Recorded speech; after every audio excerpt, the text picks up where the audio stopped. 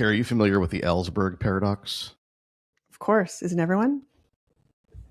I would hope so, but just in case anybody isn't, the Ellsberg paradox comes out of a study done in the early 60s by Daniel Ellsberg, where they took two containers. One container had 50 red and 50 black balls. Okay, 50 red balls, 50 black balls. And they call that container A. Container B has an unknown mix of red and black balls. Okay, and people were told that container A has 50-50, red and black. And they were told that container B has a mix, and they weren't told exactly what the distribution is between red and black. And the participants in the study were going to get paid if they drew red balls out of the container. Okay. So the study was curious about which container would they pick. Would they pick the one where they know exactly how many red and black balls are in the container, 50-50? Or would they pick the one where there's an unknown distribution, could be more red, could be less red, and there's more ambiguity there? And they're getting paid, obviously they're incentivized to draw red. What they found was almost everybody picks the first container, container A, the one with 50 red balls, 50 black balls. Okay. So clearly people pick certainty. They preferred the certainty of knowing, okay, well, I have a 50-50 chance of picking red in container A versus container B. Could be more, could be less. They didn't want to gamble. They picked certainty. And then they were told the next time around that they would get paid for drawing black. The opposite.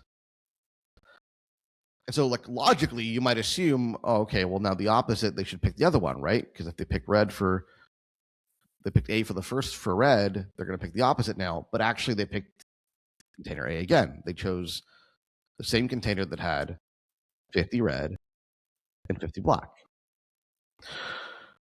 And the finding from this is this concept of ambiguity aversion, that we will prefer the risk or the bet that we know and understand versus the risk or the bet that we don't know or understand. In both cases, people chose to avoid ambiguity and prefer the certainty of knowing what's in the container, even though there's still risk. It's still a 50-50 bet, but it's a risk that they understand and that they know.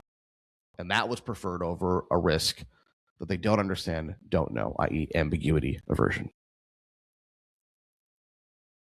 What does all this mean for consulting? Well, I think it's important to talk about what it means to people first, right? Which is where you're going. And the reality is, as a species, we just hate ambiguity, right? We want to know. We want to know what's coming. We want to know what's coming, even if it's terrible. We feel better. And I'm no psychologist, but I think it comes down to feeling like if you know you've got some semblance of control, right? It's not completely random. You've made some kind of choice. You feel like you have some kind of information, and you feel, I think at least, that you feel like you've been able to garner some level of control over a situation that's uncontrollable. And it's interesting because I think we also expect people to act logical in business. We expect people to act logical all the time, and that's not true. But specifically in a business context, we expect that people are going to be exceptionally logical. We expect that they're going to take the pros and the cons, and they're going to, make their little chart, and it's all going to make perfect sense. And that if you just appeal to them from that logical place, then they're going to make, the quote unquote right decision. And I think what this does is just continues to inform us that that is not how people function in any context. Yeah, it's very human, right? Like we even have the expression, the devil you know. We prefer the devil we know over the devil that we don't know. I think this is why people stay in bad marriages for too long, right? Because, well, this person's got all these issues, but the next one might be worse. Yeah, it's a gamble. Jobs, my goodness. Entire careers happen 100%. Because of this. How do I know the other one's going to be better? Yeah. In our case, I think, we've held on to, employees and staff for Mhm. too long because, well, could be worse, right? Yep. So it's very human, is that we want predictability, we want certainty, we want, to your point, agency control. So we'll take a risk that we can identify over a risk that we can't identify. Mhm. Now, the consequences that this has for how we present consulting offers and convert clients and win deals are many. And I'm going to start in one place and then we'll see where we go from there. No client wants to buy something if they can't fully understand what they're getting into. Mhm. So right away, a lot of consultants like to sell the relationship, right? Well, we know each other, especially if you're working with a network. We know each other. We get along. Let's just start. Let's just go. Let's just see how it goes. And you'll pay me hourly, or there's some kind of retainer. Like, consultants like to make things really, really broad, right? Because they don't really know what's going to happen. Yeah. And they can't really predict the future. And they haven't done the hard work of building out a systematic process that provides the client with certainty. So let's just start. The problem with that is the client has no idea what's going to happen. They don't know what's going to come up. They don't know what risks will present themselves. There's tons of ambiguity. They don't have clarity on the destination of this journey and what might come up along the way. Very, very hard to say yes to. And what's really interesting about that, just as you related the way you did, is that it's almost like you're creating ambiguity for the client by trying to get control over it yourself, right? I'm not sure what's going to happen. Therefore, I'm going to leave it really broad because that, again, makes me feel like I have some semblance of control. And what that does is now creates a broader frame that the client has to look at and creates more ambiguity for them. So it's kind of fascinating to me that I think in trying to resolve that uncomfortable feeling for yourself, you make it harder for the client to feel comfortable and confident. And then complain when clients don't buy. Yeah. What's wrong with them? So, and one of the consequences of this, I think, is it's not like the best consultant wins the deal. No. It's not like the smartest consultant wins the deal or the most qualified consultant wins the deal. If we accept that clients, like all of us, prefer to avoid ambiguity, yeah, then all things considered, not that there aren't other factors, but all things considered, the consultant whose offer contains the least ambiguity has a higher likelihood of winning. Therefore, the one who is more clear, more transparent, more honest and direct about risks, more clear about what might go wrong, what we need to be worried about, what we need to consider, where this might go off the rails, and what we're going to do about it. The consultant who can paint a clearer picture of where are we going and what might we see on the way, even if they're less qualified, even if they're less capable, even if they have less of a track record, that clarity is going to go a really long way. Mm-hmm. Yeah, and we talk about it as a very human thing, but I would say it's also a very organizational thing, right? And companies are made of humans, so I guess that's why. But if you can go to your boss, right, the person to whom you have to justify this expense that you've just made, and say to them, well, but what I understand is this is exactly what's going to happen. This is what it looks like. These are the specific risks, but here it is, very, very clearly. It also puts you in a better position because you're not throwing ambiguity around inside an organization that also can't handle it. Yeah. Yeah. And that brings up an interesting conversation about risk. Let's talk about risk a little bit. Yeah. I think there's a couple of ways that consultants tend to deal with risk in a transaction or in a sales conversation. One is ignore it.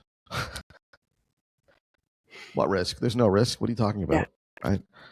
Right? As if the client is naive enough to believe that any process or any endeavor can be without risk. And so you gloss over it, you don't talk about it, and you hope they don't ask about it. Mm-hmm. And only when they do ask about, well, what about this and what about that, then you answer the question. Now we're getting to objection handling, which is far less effective than addressing the risk head on.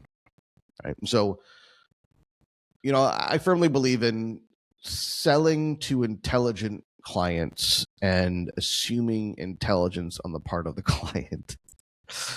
And to gloss over risk as if it doesn't exist and the odds of success are 100% and nothing could possibly go wrong is, quite frankly, an insult to your prospecting client's intelligence. Like, they know their risks. They're aware of the risks, whether they verbalize them to you or not. They are well aware of the risks. So, therefore, not addressing them, not bringing them up in conversation, not highlighting them, frankly, makes me trust you less and creates more ambiguity. Because you're not being forthright about the risks, I'm not necessarily clear on what they are or when they might come up. So you're creating all these unknowns. And so your attempt to ignore risk and not make it an issue, kind of counterintuitively or counterproductively rather, creates ambiguity, because now I don't really know what might go wrong, or you're not being clear with me about what might go wrong, and that creates ambiguity. Versus if you can own the risk, if you can call out the risk and say, okay, we're going to do it this way, and here's what we find happens. Here are the things that often come up. Here are the problems that we often encounter. And therefore, here's how we're going to go about mitigating those risks before and when they come up. Now you're owning a risk. You're saying this is going to, which sounds like bad salesmanship, right? Why would you bring up what might go wrong in a sales conversation? Because it reduces the ambiguity. Because now they're clear on, okay, what's going to happen and what might come up and what might go wrong and how you're going to help them address those risks. That's more known, that's more certain than being unclear or ambiguous about the risks. Yeah, I think the critical piece there is that you're giving them confidence that you know what you're talking about and you know how to mitigate whatever's going to happen, right? And that's very different than the stance of trust me, it'll be fine, which a lot of consultants take, because internally, right? You can solve the problem. You know that it's not a big deal. You know that the thing they're worrying about, either isn't going to happen or is not likely to happen, or if it does happen, it can be resolved. It's really important to recognize that they don't know that. And this is where you can really get yourself into trouble because of your expertise. And so I think it's really important as you walk into a conversation with a prospect to really be thinking of both things, right? What are the risks that they're concerned about? And also, equally as importantly, maybe more importantly, what is the ambiguity that they are living with that's making them uncomfortable? And how can I remove that for them?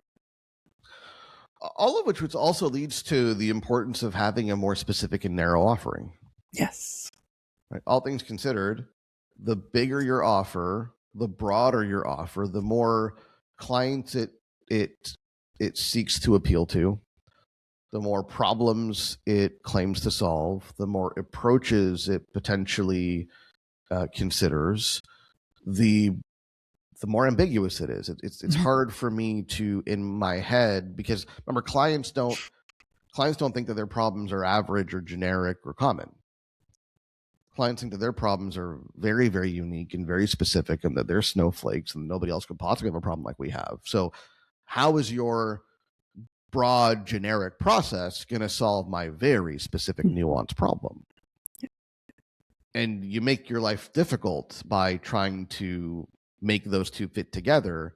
And in the end, there's tons of ambiguity on behalf of the client. They can't really see it. They can't really visualize it. They can't see what success looks like versus a more specific offer, one client, one problem, one methodology, etc.